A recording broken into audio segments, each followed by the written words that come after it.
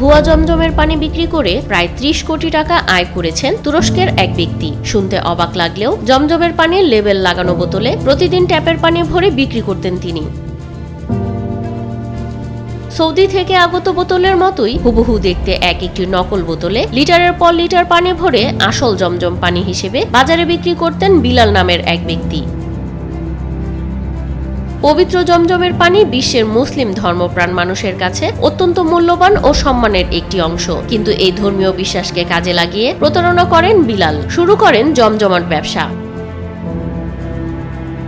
তুরস্কে প্রতিদিন ভুয়া পানি বিক্রি করে প্রায় ৯ কোটি লিরা আয় করেন বিলাল, যা বাংলাদেশি মুদ্রায় প্রায় ৩০ কোটি টাকা। গলফ নিউজের প্রতিবেদন অনুযায়ী প্রতিদিন প্রায় ২০ টন পানি বিক্রি করতেন তিনি।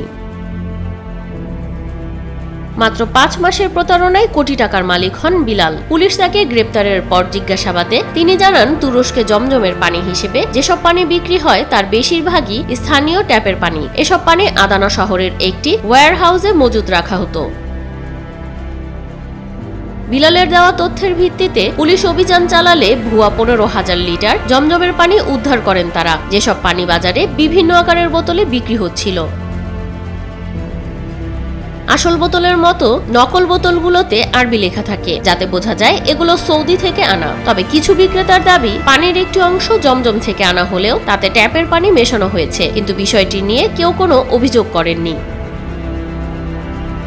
এ ঘটনায় সাধারণ মানুষের মধ্যে জমজমের পানির প্রকৃত উৎস নিয়ে সন্দেহ দেখা দিয়েছে। জমজমের নাম ব্যবহার করে এ ধরনের প্রতারণা ধর্মীয় অনুভূতিকে আঘাত করছে বলে মনে করছেন অনেকেই।